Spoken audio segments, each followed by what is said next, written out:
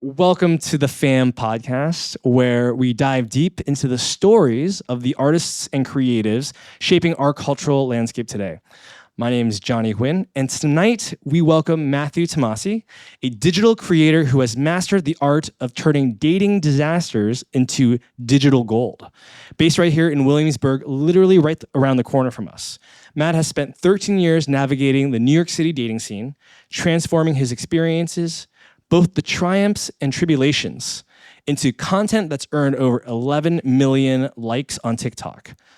What makes Matthew's voice unique isn't just his willingness to be vulnerable and his evolution from what he calls his mediocre 20s to becoming an advocate for emotional intelligence and authentic connections in dating.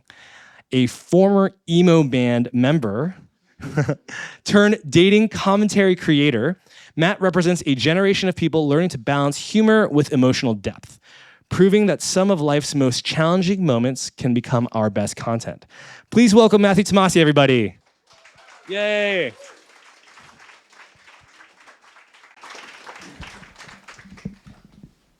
Welcome, Matt. Thank you.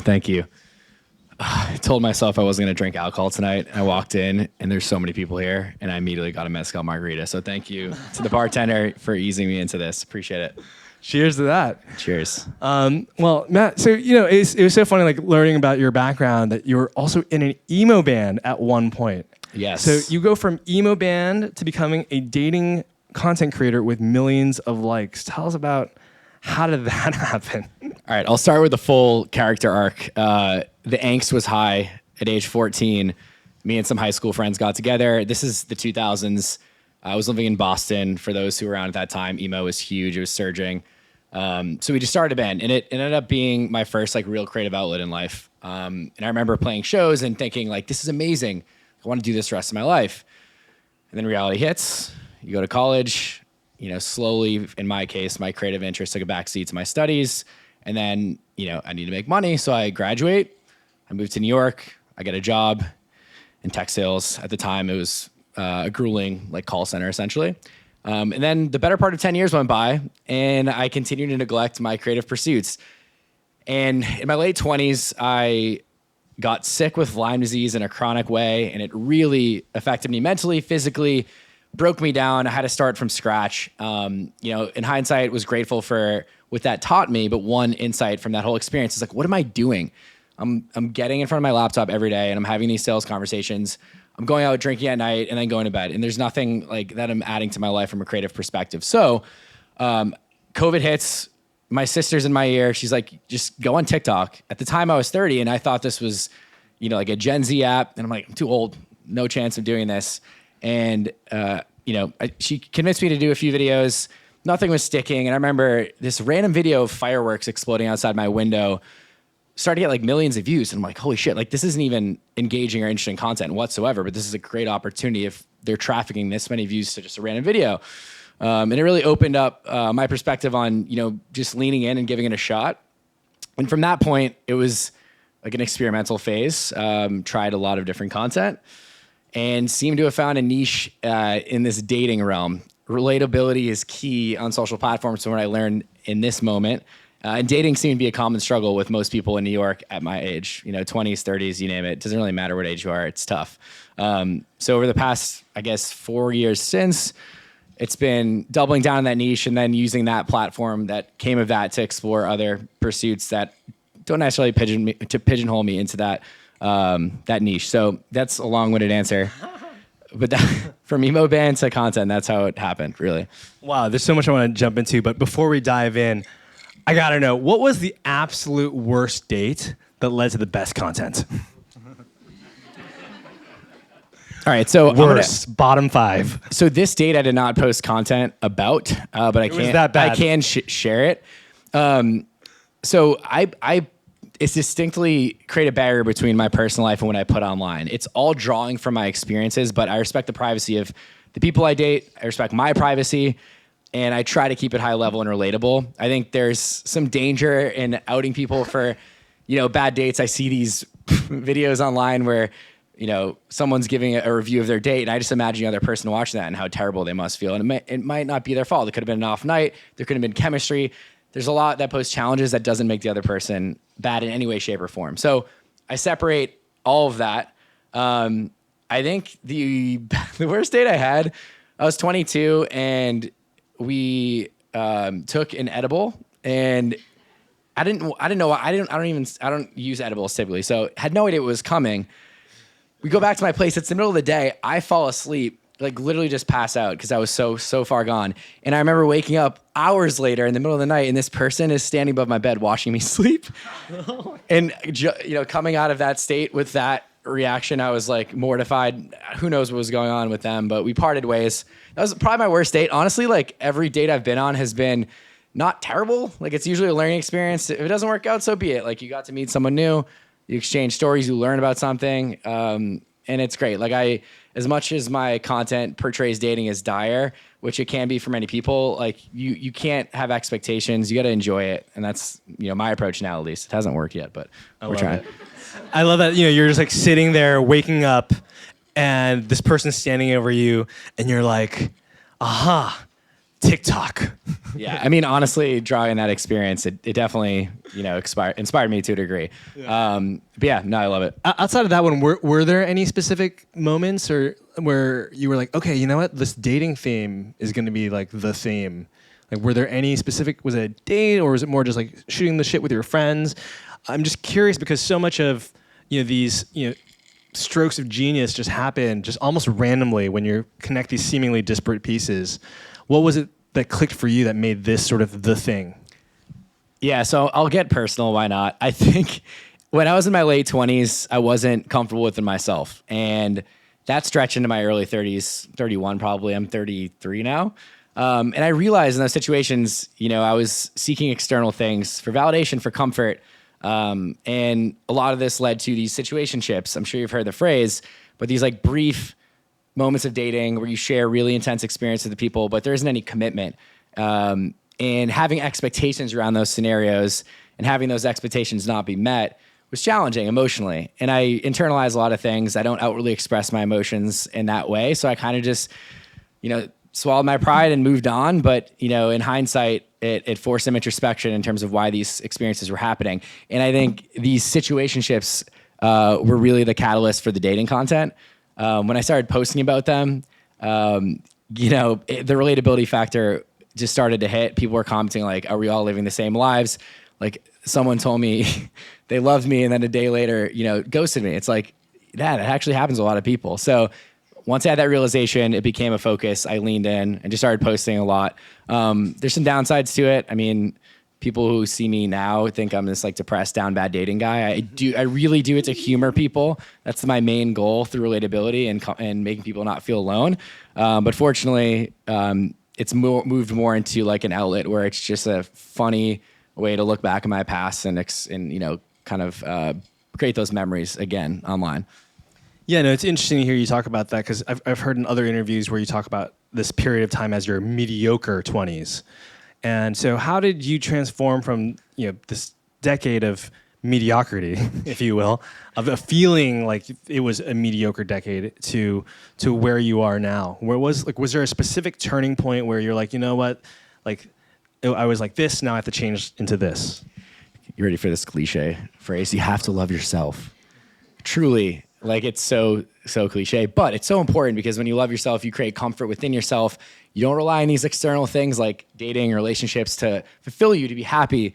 And once that realization happens and you continually practice to work on that and keep cultivating that state more consistently, like that's when things started to improve for me. Like even my health, I remember in my late 20s, like dealing with this Lyme disease thing, it was terrible. Like had no, energy. I was dealing with all these chronic issues, like having seizures, like crazy things were happening.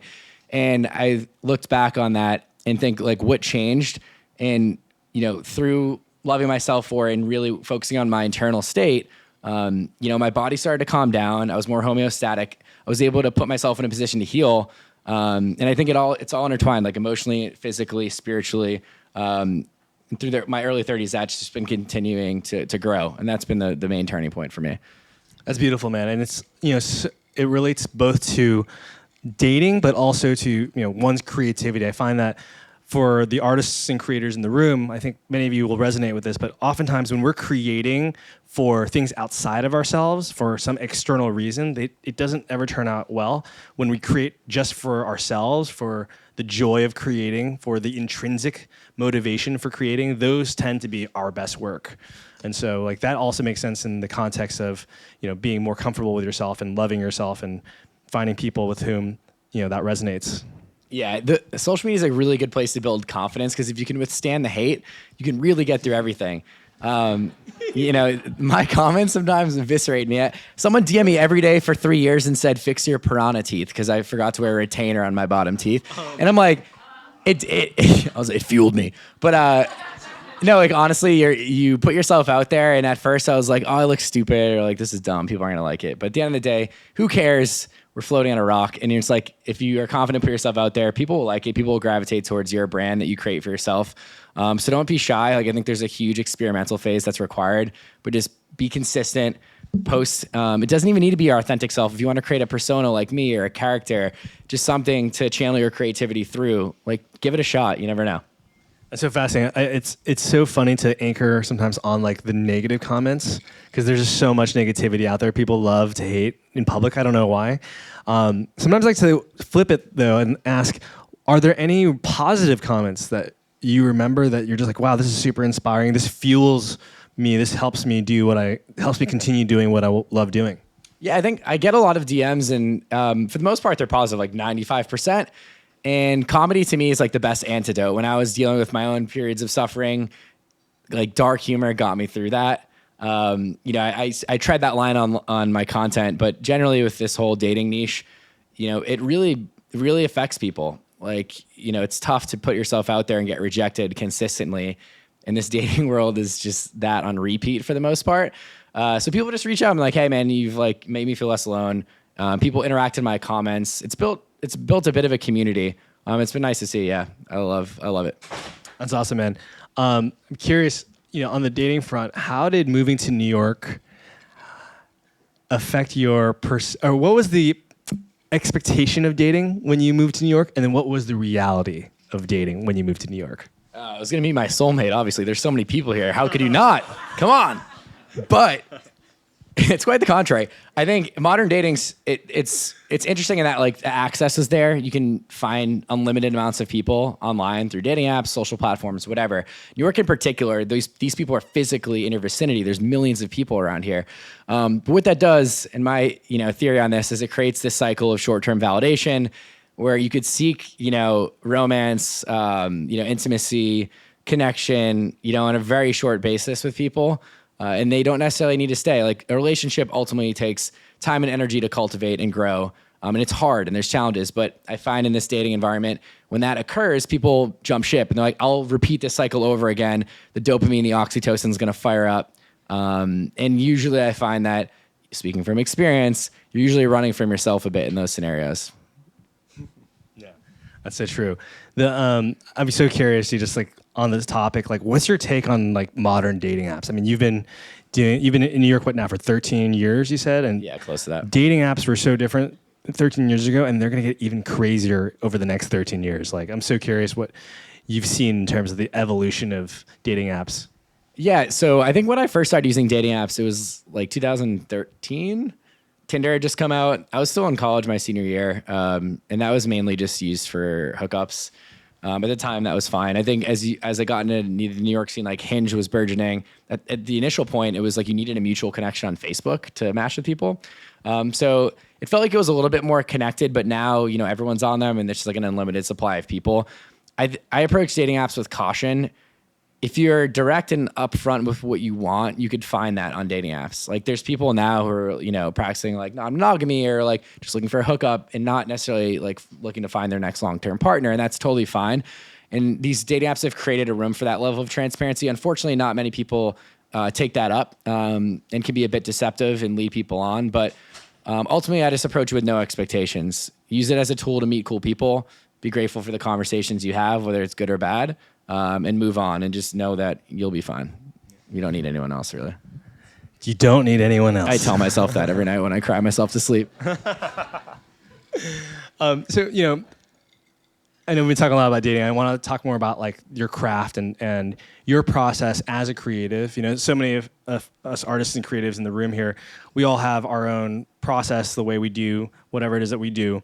How does it work for you? I mean, you have an infinite treasure trove of stories to mine from, especially with all the apps now and all of the opportunities. And so, like, how do you go about your day-to-day in terms of coming up with ideas, putting pen to paper, if you will, and hitting record? Yeah, I'm very type A, so I have a content calendar, and I know I need a post on a specific day for a specific platform. It's been more refined recently. Like in the beginning, I was just posting nonstop. I was posting 4 times a day on TikTok to get traction. And ultimately, I found that like there's usually specific times where people are more likely to engage once you look at your insights. So sticking to that pattern. My creativity comes like randomly, and I'll jot it in my notes app and come back to it, and then like maybe etch out a sketch or something. But from that standpoint, it is pretty random what pops into my brain. So there is variety in my content now more than there has been. Like I'm getting into editing, so like doing like cool like fit checks where the clothes just like fly out of the room and like hit me and appear in my body. And then the next day it'll be like a story about your sleep paralysis demon being your ex situationship and saying how they just want to keep it casual and want to be friends. So yeah, this point it's structure on content posting and a little bit more, randomness with the type of content that comes out. Yeah. I mean, going through your feed, you managed to be both funny and vulnerable in a lot of your content. How did you find that balance, or was that something that evolved over time? I'm very existential. Like I feel like I'm 1 foot out of my body at all times. And over the years, I think this is disassociation. I should probably talk to my therapist about it. But honestly, I just really don't give a shit what people think unless it's like really attacking my character and it's something that goes really viral. Like that would stress me out. But generally, I don't care what people think, and that's allowed me to just post whatever, and people like it will like it, and those who won't follow me. So that's how it's played out. Yeah, no, that's awesome. And you do a really good job of balancing that. And the other thing that I notice is, a lot of like dating content creators or comedians, they love to like, shit on either just men or shit on just women, and you seem to be able to shit on both. In all seriousness, what's the secret to making dating content that resonates with both men and women? Because you are able to seem to, do it in such a way that is one abstraction level higher in a way that resonates with everybody. Yeah, I mean, a lot of male dating content is super alpha and just like misogynistic and like treat women as like objects, which, will work for a certain type of person that I don't really want to associate with. So I'm just vulnerable and real, like, each, sex or whatever gender you want to associate with can fuck each other over. Like it's not exclusive to, one specific group.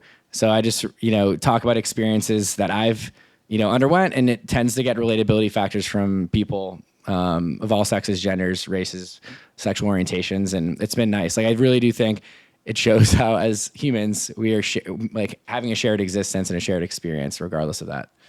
Yeah, no, that's awesome. And it's like so much of like the trick to a lot of creating art is finding something that is true to yourself, but at the same time resonates with a wide audience, and you've been able to do that really well. If you were to start today, because you started this several years ago, but if you were to start today, given all the content that's out there and given the existential reality of TikTok and our government, like what would you advise folks to do, whether they want to get into content creation or if they're an artist or a musician? What would you advise folks starting out today? Yeah, I think a lot of people have this like failure to start mentality. They're like, oh, it's too late. It's so early. It's so early. My sister had 2,000 followers in May. She has like 550,000 right now. And she just was like, I'm going to put myself out there, be myself. And she's built an incredible community that rapidly. Like that shows you there's potential. So shout out to Andrea for having success there. Love you if you watch this. Yeah, so like first off, eliminate that fear, start posting, but really experiment. Like try a bunch of different types of content. If your videos fall flat, like leave them up. Who cares? Even if 2 people like it, like they enjoyed it. Don't worry about what other people think. Eventually you'll get some insights around like which videos do well. Instagram has a really good insights platform. So does TikTok. So you can see at specific times, specific genders, locations, and like who's looking at your content when. And then you could lean into that. Like my dating videos do really well, so I still do it. It's not my entire identity now online, but that's something where I learned from trial and error. So in summation, just put yourself out there. It's not too late. Iterate based on data, and continue to be consistent. Like you need to post a lot. Like it depends on what you're doing. But if you're like a content creator like me, who's just like talking to the camera or doing these like skits that don't take much editing or videography, well, you theoretically could post every day if you're being serious. And that consistency is key because you build up your following count really quickly if you do that. My sister in that time was posting 3 times a day on Instagram and TikTok. It could be fatiguing, so like give yourself some grace, but try to stay consistent. Yeah, you just get real tactical about it right now, because this applies to so many of us in the room. As a creative, you kind of have to, on some level, make content. How do you think about the differences between Instagram and TikTok, especially given what's going on, existentially? I think it depends on your goals. Like, so I'm with an agency, United Talent Agency, and they're mainly working with me on like a brand deal perspective. So when we think about like my content, I have to keep that in mind because I want to monetize my content. And so what I found is that, brands pay better for consistency on Instagram, even with a lower following.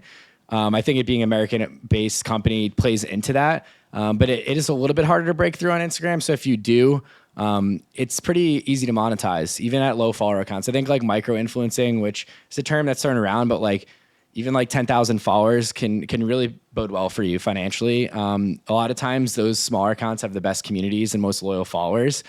They get great engagement, and you could really do well from a brand perspective.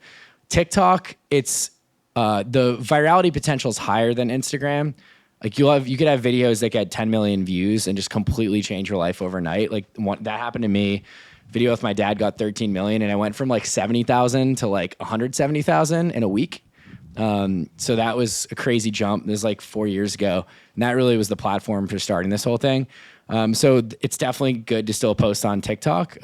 Just don't have expectations around every video hitting. I'm definitely more consistent on Instagram. The algorithm rewards that. TikTok, one of my videos can get 500, the next can get 5 million. It's just so random. So that's my perspective on both. But if monetization isn't a goal, just for your own personal growth and happiness and creating art and inspiring people, just do it in whatever platform makes sense for you. Whether if it's short form, Instagram and TikTok do really well.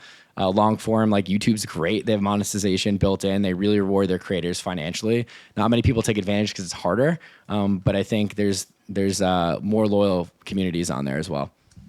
And in addition to being prolific, posting every day, how do you cut through the noise today?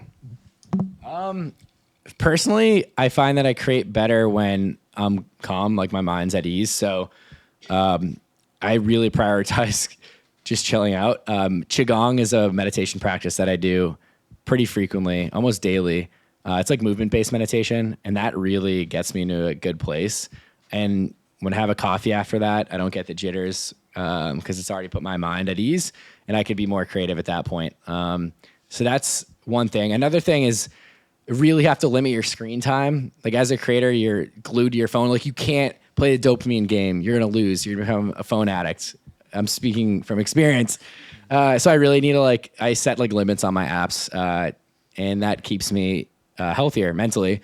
And just, where the onslaught of information is so overwhelming. Like you want to be informed so you can make an impact. There's a lot of communities that are marginalized that you need to be informed about so you could support them. However, there's a limit to that. You can't just be intaking media at all times on your phone, because speaking from experience, my mental health was in the shitter 3 years ago as a result. And I'm on my phone less and happier. Shocking.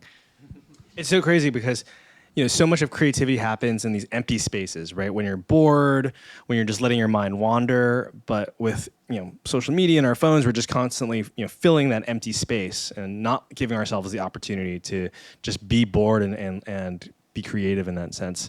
Okay, I want to move to a lightning round of rapid fire questions. You can just answer these just with one word or just a quick sentence or two. Okay, real quick. Best neighborhood for a first date? I'm so lazy, Williamsburg, so I don't have to go far. When you go on enough dates, you're like, oh man, if I go to the Upper West Side and this is bad, like it's gonna be a long commute home. So I'd rather just walk 5 to 10 minutes. But honestly, like it is nice going in your neighborhood because you're familiar with it. And if people are willing to, step in your life, you could like show them around, and it's cute to like be like, oh, here's my favorite coffee shop, or here's my favorite bar. And vice versa. You can share each other's experiences. On a first date, though, I will go to their neighborhood always because figured it's more gentlemanly. What's your favorite neighborhood coffee spot, and what's your favorite neighborhood bar? My neighborhood coffee spot that I go to the most is probably Devoción, just because, again, it's close. I'm lazy, but it's really good coffee. I think it's 2 buildings down from this, right? So good. It's really good. And then my favorite bar, love a shitty dive bar that plays classic rock. So I there's like infinite amounts that I go to. I love the Levy because they play heavy metal. They give you cheese balls with each drink, and I could play pool and darts in Buck Hunter if that tickles your fancy. So yeah, it's also close. I'm noticing a pattern. All right, worst first date that taught you the most? Honestly, I'm gonna use a date where I thought I was like, this is my soulmate. Like the energy was crazy. It seemed like the chemistry was off the charts. There was like an amazing kiss at the end. We had stimulating conversation. I'm like, oh, this is definitely gonna turn into something. And then never heard from them again. So I think it's a good lesson in like having standards around who you date. You can't share your energy with everybody, but don't have expectations. It's a thief of joy in the dating world. So if you lean into it with that perspective, I find that you just generally meet better people and are less like affected by like bad dates, and you're less likely to fall back in unhealthy patterns. And what's the most surprising trend that you've seen in modern dating? I don't think it's surprising, but I think like E&M, like ethical non-monogamy, like open relationships, poly relationships, like living in Brooklyn, like there's more non-traditional dynamics. So like for my friends at home, like I'm originally from Massachusetts in the burbs, like they're all married, have multiple kids. Like when I tell them this, like what are you talking about? So I've just seen like dating open up more. But with that, I think it requires a lot better communication. And I've definitely seen that like I've been like ghosted less, had really good experiences, and people are just open about what they're looking for and what dynamics they want, what boundaries are in place. And I think that's great. Awesome. Thank you so much, Matt. Thanks, everyone. Appreciate you listening. We're going to open it up. We're going to open it up to Q&A from the audience.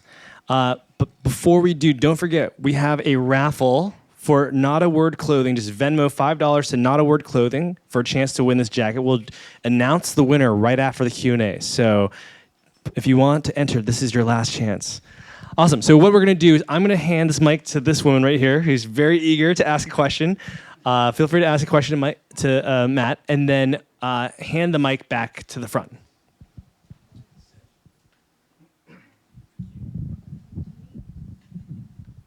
Hello.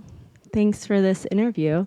I, 2 years ago, made a video on why New York was so hard to date in.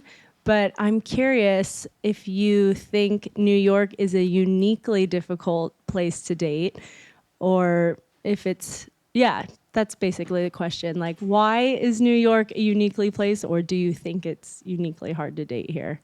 I think what makes it unique is the sheer amount of people that live here. And I thought that was why it was only happening in New York around this like short-term like spin cycle of validation. And what my content has showed me that no matter where you are in the entire world, it's the same. Like people in New Zealand to Austria to Africa to Canada, like they're all saying the same thing. And I think it's the reason why the community's grown so much. So if that provides any solace, we're definitely not alone in New York. Shocking. Yeah. But thank you. Next question. Can we pass the mic to Patrick right there? Oh, yeah, I'll take it. And then you next. All right, so you're famous, semi-famous. Have you ever got a date out of somebody who watched your content? It was like maybe hit you up or like saw you on the street. It was like, Typically, no. I don't actually think I have, to be honest. Okay. I find that I'm the proactive one in terms of sliding into DMs. I'm like batting like 3% on those, but it's always respectful. So honestly, no, I haven't. That's a good question, though. Pass it on in the back. Do you want me to just project? No, just use the mic. Okay. Cool. Hey, I can only Hello, see hello. one of you at once. What happens when you meet your soulmate? Where does this all go? So I feel like this is a self-fulfilling prophecy at this point. Honestly, my social media has really hindered my dating life because it's in my profile, satire, all caps, but it doesn't change people's opinions of what they think my current state is. However, if I meet someone, I would definitely pivot. Like out of respect for that person, I wouldn't want to pretend to be single online. Like I think that would be damaging to our relationship. I would want to be very like open about it and show how much I love this person in a healthy way. I wait a while until I post people because I've learned from that mistake. But yeah, to answer your question, I would pivot. I don't know what I would do, but I'm trying to open up new avenues now. Next question in the corner. Only something get on the recorder. Thank you.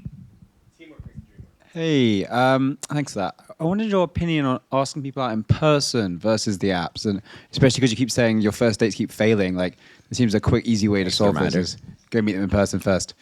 No, I appreciate that. I think it's a great way to meet people. I love when someone confidently approaches me. I suck at it.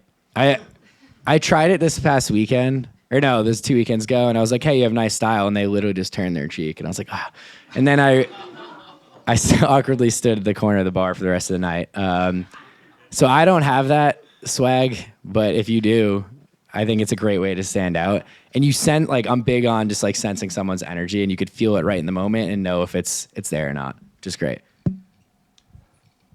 Other questions? Hi, how are you? Thank you for Good. the talk. I didn't expect that to happen tonight, and it was something that I needed. So thank you for Awesome. that. Just to piggyback off of what you said, do you feel like social media and the apps has changed people's culture and like how they feel when they, get approached? Because I complimented someone on their jacket on the train yesterday, and they like got so scared. Subways may not be the best place, but I commend you for that because I definitely wouldn't have the confidence to do so. I think social media is a good way to weed out someone's superficiality. Like, a lot of people will look for like a social media presence, which I find odd. Like, I feel like the people who have the least amount of followers tend to be the most appealing for a lot of the best people I know. So I think it's definitely skewed the perception. Like you see, like I could spot it from a mile away now. Like someone who like probably met a week ago and they're posting a series of stories together looking like they're madly in love. And I'm happy for them. That's great. But I'm like, is it going to last? Like, it seems like it's a little bit of limerence or infatuation. And I remember looking at those videos and being like, well, why can't that be me? And it was like kind of bumming me out. But now, I really don't let it affect me and just be you and keep approaching people in a respectful way. You're going to find that person. Maybe not in the subway, but. Time for one last question. Anyone want? Yeah, go for it. As a content creator that dissociates all the time, how do you manage when you have a creativity block? That's a good question. I don't put pressure on myself to post because I feel like when I'm stressed again, like take me away from that calm state, it might force me to post something that like sucks and like I don't like just to post. True. So I tell myself like I know you want to be consistent, but your best work will come from a calm state and just relax a little bit. It's okay. Like the world's not going to end if you don't post for a few days. Okay, so this is two-folded though. So how do you manage when you're hit with like a bunch of ideas? My notes app is like my Bible in this case, where it's like my source of truth for my creativity. And I'll write down like a few things associated with the idea. And I'll usually just knock them off the list. Like I'll have like 10 or 12 in there at a given time. So I have a buffer for things that I need to do. That way it doesn't stress me out.